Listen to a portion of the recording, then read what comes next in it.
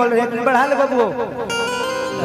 प्रमोद भैया लजीज वाले आए हैं, वही परिवार से बने हो के एगो गीत गोले रहनी कि बच्चा बच्चा बोलत बिहार बड़ुए, जनता के है गोहार बड़ुए, कि जैसे बिल्डिंग में जरूरत बावे बालू के हो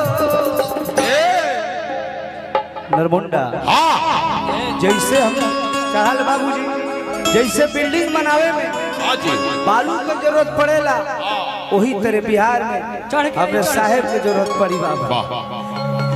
देखिए रामजी यादव जी शाहपुर निवासी लाखों लाखों राष्ट्रीय जनता दल के यहाँ कार्यकर्ता हैं, स्वागत अभिनंदन बाबू। कहे के भाव बाका बाबू कि बच्चा बच्चा बोलत बिहार बड़ुए, बच्चा बच्चा बोलत बिहार बड़ुए, जनता गई है गोहार बड़ुए, जनता गई है गोहार बड़ुए, जैसे बिल्डिंग में जरूरत बाबे बालू के हो, जैसे बिल्डिंग में जरूरत बाबे बालू के हो, जैसे बिल्डिंग में जरूरत बाबे बालू के हो।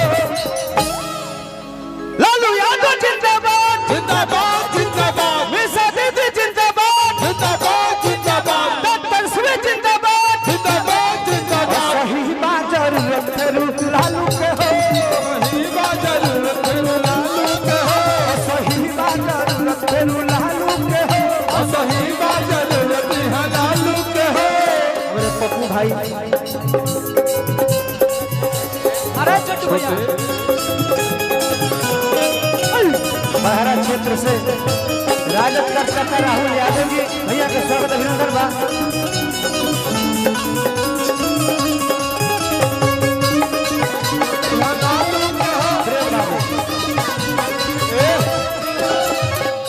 दीदी जब ले बैठल बड़ी तब ले रुपया हमारा मिलत चल यहाँ था नहीं मिल याद हमरे प्रेम बाबू 500 रुपया भेजल बने, स्वागत अभिनंदन बा।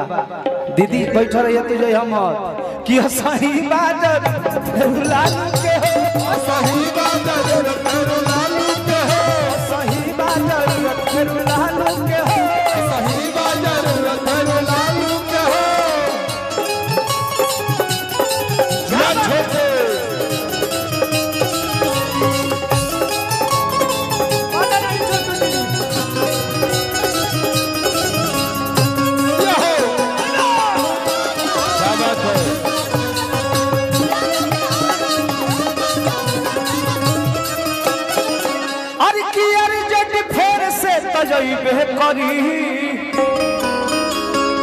जेपी गोपी दानापुर लाखों लाख भेजले बने, स्वागत अभिनंदन बा। सब दीदी देखत हरी किया जेपी फेर से तजइबे करी, जेपी फेर से तजइबे करी, एकटा लोग प्यार बरसइबे करी, एकटा लोग प्यार बरसइबे करे।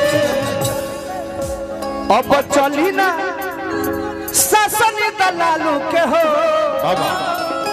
जादी ये जब 17 महीना आइल है समय नरमुंडा जी जन भैया हमरे काम देखौले है, सारा विपक्षी के हवा निकल गई है। सही बात बा, 17 महीना में विपक्षी परेशान चहली ना शासन दलालू के हो, असही बात जरूरत फेरू लालू के हो, असही बात जरूरत फेरू लालू के हो, असही बात जरूरत फेरू लालू के हो, असही बात जरूरत फेरू लालू के हो।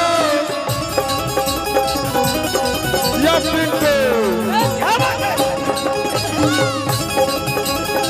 क्या बात है।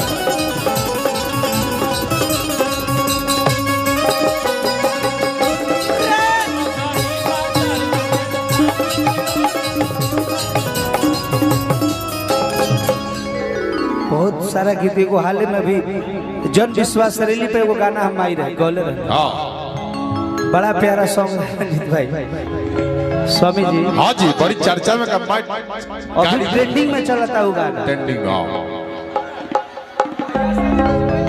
और जहिए से रिलीज हो दिन से ट्रेंडिंग में बा उतरल रही।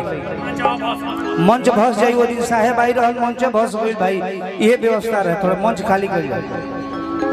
हाँ करी हाथ जोड़ी ना, हाथ जोड़ी हुई बाबू, शांत रहो बेटा, सब हो। दीदी बाड़ी